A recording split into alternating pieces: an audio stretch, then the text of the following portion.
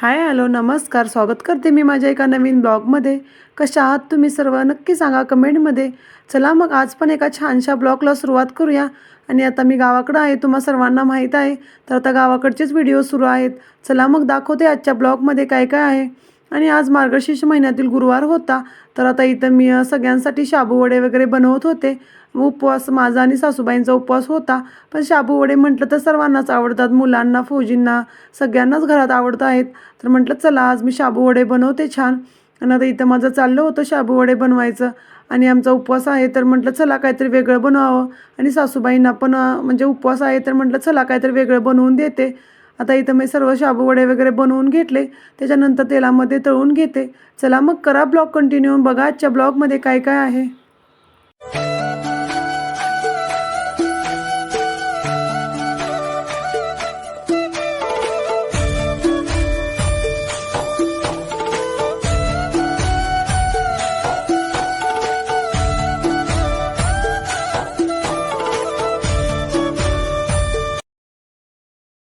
आता इथं माझे शाबू वडे वगैरे सगळं बनवून झालं. त्याच्यानंतर म्हटलं चला आता आपल्याला पूजेसाठी ज्या ढाप्या वगैरे लागणार होत्या ते घेऊन येऊया. आणि इथं ढाप्या वगैरे शोधण्याची जास्त काही गरज नाही. आपल्या घराच्या अवतीभोवती एवढी सगळी झाडं आहेत फळांची, तर जास्त लांब पण जावं नाही लागत. तर म्हटलं चला आता आपण ढाप्या वगैरे घेऊया. आणि इथं आता मी रामपळीचे वगैरे ढापे घेत होती. बाकी कोणत्या पाहिजेत त्या मी सर्व ढापे इथं घेणार आहे. आणि जास्त काही लांब नाही, घराच्या पूर्ण चारी बाजूला आमच्या झाडं आहेत, त्यामुळे जास्त लांब जायची गरज नव्हती. चला मग आता मी घेते सगळ्या पारंब्या, दाखवते तुम्हाला मी.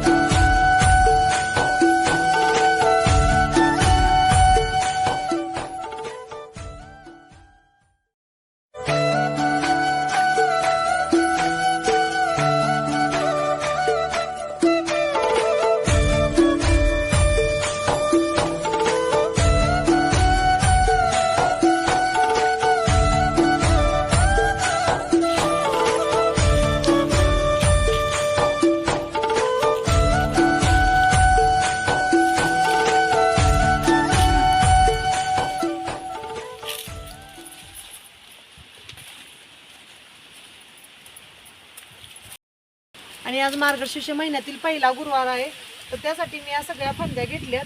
तर ही एक उंबराची आहे, त्याच्यानंतर ही एक पेरूची घेतल्या, आणि ही रामफळीची आहे, आणि हे सीताफळीचे आहे, आणि एक आंब्याचं. असं मी 5 ढाप्या घेतल्यात. चला आता मला पूजा वगैरे करायची आहे. चला मग.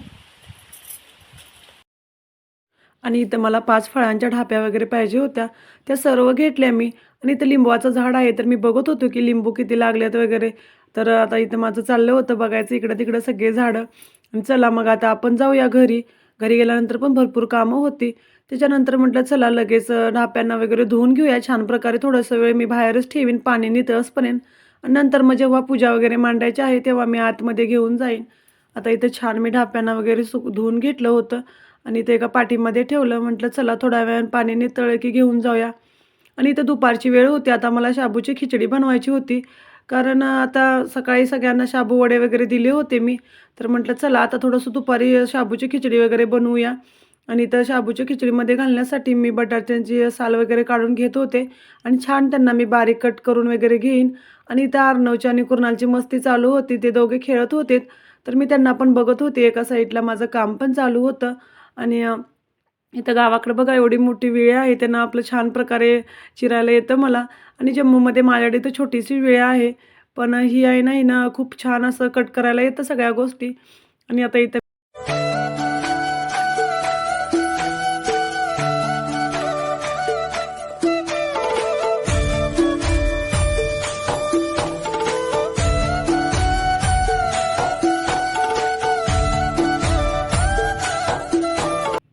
आणि आता इथं खिचडी वगैरे माझी बनवून झाली होती.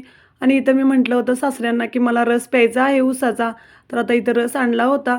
तर म्हटलं चला पिऊन घेऊया. आणि बघा इथं मला किती आनंद झाला होता, कारण रस मला खूपच आवडतो आणि आज उपवास होता, तर आज रस प्यायला मिळाला तर खूप छान वाटलं होतं. चला मग आता मी उसाचा रस वगैरे पिऊन घेतो. आणि त्याच्यानंतर आमचा फराळ वगैरे करून झाला. बाकीची कामं आवरली, भांडी वगैरे होती, जेवण वगैरे झालेली, सगळं भांडी वगैरे घासली. आणि आता इथं आम्ही दुपारी म्हणजे 4 वाजले होते आणि आम्हाला संध्याकाळी पूजेच्या नैवेद्यासाठी पुरणपोळी बनवायची होती. तर म्हटलं चला थोडंसं लवकरच स्वयंपाकाला घालूया. कारण संध्याकाळी नंतर पूजा वगैरे मांडायची, वाचायची, अशी खूप सारी कामं असतात. तर पुरणपोळीचा स्वयंपाक करायचा म्हटलं की थोडा वेळच लागतो. तर म्हटलं चला थोडं लवकरच घालावं स्वयंपाकाला. आणि मग लवकर स्वयंपाक झाला, की मग मी बाकीची कामं पण आवरीन. आणि इथं सासूबाई एका साईडला पुरण वगैरे बनवत होत्या आणि इथं एका साईडला मी आमटी वगैरे फोडणी देत होती. तर असंच आम्ही दोघी मिळून मिसळून सगळी कामं करतो. आणि जास्त स्वयंपाक असला की सासूबाई मला हेल्प करतात. नाहीतर रोज असं थोडा असला तर मग जास्त काही नाही. पण जसा जास्त स्वयंपाक असला तर थोडंफार हेल्प करतात. मला पण इझी जातं. माझी पण बाकीची कामं सगळी होऊन जातात. तर आता इथं चाललं आहे दोघींचं पुरणपोळीचा स्वयंपाक. चला मग बघा कसं कसं बनवलं आम्ही.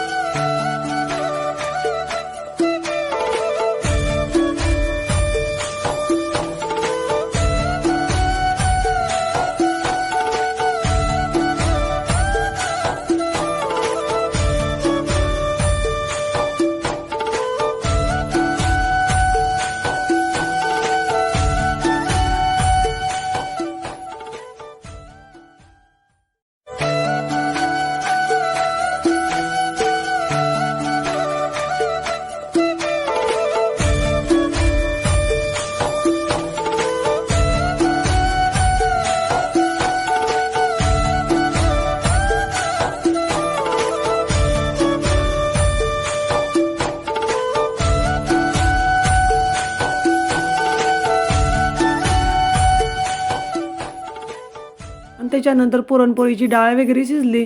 मी आमटी फोडणी वगैरे टाकली आणि इथं सासूबाईंनी मला पुरणामध्ये सगळं गूळ वगैरे हे घालून दिलं होतं, वेलची पावडर. त्याच्यानंतर थोडंसं मी म्हटलं थंड होऊन दे. आणि आता थंड झाल्यानंतर मी इथं पुरण बनवायला घेत आहे. आणि गावाकडं बघा अशी जाळी असते पुरणाची, त्याच्यामध्ये पुरण बनवायला खूप इझी होतं आणि खूप छान पुरण बनलं होतं. तर आता पुरण वगैरे बनवून झाल्यानंतर सासूबाई पोळ्या वगैरे बनवतील. मग मी माझी बाकीची कामं करीन. आणि इथं आता बघा मी पुरण वगैरे बनवून दिलं. त्याच्यानंतर इथं छान अशी पूजा मांडली होती. छान रांगोळी काढली आणि पुरणपोळीचा नैवेद्य वगैरे ठेवला.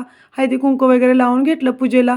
चला म्हटलं आता पूजेला सुरुवात करते आणि पूजा वगैरे मी वाचून घेईन इथं. तर आता चला आपण पूजा वगैरे करूया. आणि पूजा वगैरे करून झाल्यानंतर इथं मी लगेच गाईची वगैरे पूजा केली.